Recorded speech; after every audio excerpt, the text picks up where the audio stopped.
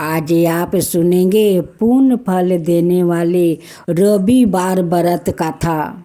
जो लोग सूर्य देव की कथा सुनते हैं उन पर सूर्य देव प्रसन्न होते हैं और उनकी मनोकामना पूरा करते हैं। राधे राधे भक्तजनों, अब आप सुनेंगे रविवार व्रत का महत्व। रविवार रवि यानी सूर्य देव का दिन होता है। ग्रहों का राजा माने जाने वाले सूर्य को हिंदू धर्म में पंच देवों में से एक माना गया है। इन्हें जीवन में मान सम्मान और सफलता का कारक भी माना गया है। वैसे तो हर दिन सूर्य देवता को जल अर्पित करना चाहिए, लेकिन रविवार को खास करके भगवान भास्कर को जल अर्पित कर व्रत रखना चाहिए। व्रत रख कर रविवार के दिन सूर्य को अर्घ देने से बहुत सारे लाभ मिलते हैं। सुबह के सूर्य की आराधना से सेहत सही और रोग मिटते हैं। दोपहर की सूर्य आराधना से नाम और यश बढ़ता है। शाम के समय की आराधना से जीवन में संपन्नता का आगमन होता है। इसके अलावा सुबह के समय सूर्य को जल अर्पित करने से मन संतुलित होता है। शरीर में प्रतिरोधात्मक शक्ति बढ़ती है। साथ ही मान सम्मान और धन यश बढ़ता है। इस व्रत के करने से स्त्रियों का बाजिन दूर होता है। सूर्य व्रत और जल अर्पण से मनुष्य की सभी मनोकामना पूरी होती है। शत्रुओं का नाश होता है। मनुष्य पापों से छूटकर मोक्ष को प्राप्ति होता है। रविवार व्रत पूजन विधि सुने। इस व्रत को करने से पहले यह संकल्प लेना जरूरी है कि कितने रविवार यह व्रत किया जाएगा। इसे कम से कम 12 व्रत अवश्य रखना चाहिए। हालांकि यदि संभव हो तो पूरे साल रखना चाहिए। भगवान सूर्य का आशीर्वाद पाने के लिए रविवार का व्रत किसी भी मास के शुक्ल पक्ष से आरंभ करना चाहिए। रविवार को सूर्य उदय से पूर्व बिस्तर से उठकर स्वच्छ स्नादि से निमृत होकर स्वच्छ लाल रंग के वस्त्र पहने। तत्पश्चात घर के ही किसी पवित्र स्थान पर भगवान सूर्य की स्वर्ण निमित्त मूर्ति या चित्र स्थापित करें। इसके बाद विधि विधान से गंध पुष्पादि से भगवान सूर्य का पूजन करें। पूजन के बाद व्रत कथा सुने। व्रत कथा सुनने के बाद आरती करें। तत्पश्चात सूर्य भगवान का स्मरण करते हुए सूर्य को जल से और सूर्यास्त होने से पहले एक बार मस्तिष्क भोजन और फलाहार करें। यदि किसी कारणवश सूर्य अस्त हो जाए और व्रत करने वाले भोजन ना कर पाए तो अगले दिन सूर्य उदय तक वो निराहार रहे और फिर स्नादि से निमृत होकर सूर्य भगवान को जल देकर उनका स्मरण करने के बाद ही भोजन ग्रहण करे। भोजन सूर्यास्त के बाद ही करे और इसमें गेहूं की रोटी, दलिया, दूध, दही और घी का उपयोग अवश्य करे। व्रत रख कर अच्छा भोजन बना कर खाना चाहिए, जिससे आपके शरीर को भरपूर पोषण मिलती है। व्रत के दिन भोजन में नमक का प्रयोग ना करें और सूर्यास्त के बाद तो नमक भूल कर भी ना खाए। इस दिन चावल में दूध और गुड़ मिलाकर खाने से सूर्य के पूरे प्रभाव आप पर नहीं पड़ते। तेलयुक्त भोजन से भी बचे। तो भक्तजनों, अब आइए हम लोग रवि व्रत कथा सुनते हैं। प्राचीन काल में एक बुढ़िया रहती थी।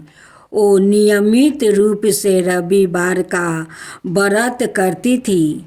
रविवार के दिन सूर्य उदय से पहले उठकर बुढ़िया स्नान करती थी। निमृत होकर आंगन को गोबर से लीप कर स्वच्छ करती थी।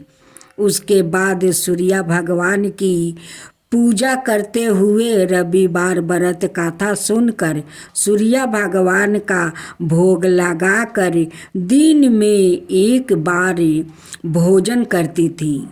सूर्य भगवान की अनुकंपा से बुढ़िया माई को किसी प्रकार की चिंता और कष्ट नहीं थी। धीरे धीरे उसका घर धन धनाए से भर रहा था। उस बुढ़िया को सुखी होते देखे उसकी पड़ोसिन उससे जलने लगी। बुढ़िया ने कोई गाय नहीं पाले रखी थी। अतः वो अपनी पड़ोसिन के आंगन में बंधी गाय का गोबर लाती है। पड़ोसिन ने कुछ सोचकर अपनी गाय को घर के अंदर बांध देती है। रविवार को गोबर ना मिलने से बुढ़िया माई अपना आंगन नहीं लीप सकी। आंगन ना लीप पाने के कारण उस बुढ़िया माई ने सूर्य भगवान को भोग नहीं लगाया और उस दिन सवाए भी भोजन नहीं किया। सूर्यास्त होने पर बुढ़िया भूखी प्यासी सो गई। प्रात काल सूर्य उदय से पूर्व उस बुढ़िया माई की आँख खुली तो वो अपने घर के आंगन में सुंदर गाय और बछड़े को देखकर हैरान हो गई। गाय को आंगन में बांधकर उसने जल्दी से उसे चारा लगाकर खिलाया। पड़ोसन ने उस बुढ़िया माई के आंगन में बंधी सुंदर गाय और बछड़े को देखा तो वो उससे और अधिक जलने लगी। तभी गाय ने सोने का गोबर किया। गोबर को देखते ही पड़ोसिन की आंखें फटी रह गई। पड़ोसन ने उस बुढ़िया माई को आस पास ना पाकर तुरंत उस गोबर को उठाया और अपने घर ले गई। तब अपनी गाय का गोबर वहाँ राख आई। सोने के गोबर से पड़ोसिन कुछ ही दिनों में धनवान हो गई। गाय प्रतिदिन सूर्योदय से पूर्व सोने का गोबर किया करती थी और बुढ़िया माई के उठने के पहले पड़ोसिन उस गोबर को उठा ले जाती थी। बहुत दिनों तक बुढ़िया माई को सोने का गोबर के बारे में कुछ पता नहीं था। बुढ़िया माई पहले की तरह हर रविवार को भगवान सूर्यदेव का व्रत करती रही और कथा सुनती रही। लेकिन सूर्य भगवान को जब पड़ोसिन की चालाकी का पता चला तो उन्होंने तेज आंधी चलाई। आंधी का प्रकोप देखकर बुढ़िया माई ने गाय को घर के भीतर बांध दिया।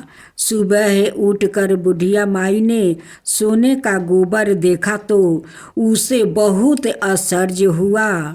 उस दिन के बाद बुढ़िया माई गाय को घर के भीतर बांधने लगी। सोने का गोबर से बुढ़िया माई कुछ ही दिनों में बहुत धनी हो गई। उस बुढ़िया माई के धनी होने से पड़ोसिन बुरी तरह जल भून कर राख हो गई और उसने अपने पति को समझा बुझा कर उसे नगर के राजा के पास भेज दिया। सुंदर गाय को देखकर राजा बहुत खुश हुआ। सुबह है जब राजा ने सोने का गोबर देखा तो उसके आश्चर्य का ठिकाना ना रहा। उधर सूर्या भगवान को भूखी प्यासी बुढ़िया माई को इस तरह प्रार्थना करते देखा, उस पर बहुत करुणा आई। उसी रात सूर्या भगवान ने राजा को सपने में कहा, राजन, बुढ़िया माई की गाय बछड़ा तुरंत लौटा दो, नहीं तो तुम पर विपत्तियों का पहाड़ टूट पड़ेगा, तुम्हारा महल नष्ट हो जाएगा। सूर्या भगवान के सपने से बुरी तरह भयभीत राजा ने परात उठते ही गाय और बछड़ा बुढ़िया को लौटा दिया। राजा ने बहुत सा धन देकर बुढ़िया से अपनी गलती के लिए क्षमा मांगी। राजा ने पड़ोसिनी और उसके पति को उनकी इस दुष्टता के लिए दंड दिया। फिर राजा ने पूरे राज्य में घोषणा कराई कि सभी स्त्री पुरुष रविवार का व्रत किया करे। रविवार का व्रत करने से सभी लोग के घर धन धनाए से भर गया। राज्य में चारों ओर खुशहाली छा गई। स्त्री पुरुष सुखी जीवन यापन करने लगे और सभी लोग के शारीरिक कष्ट भी दूर हो गया।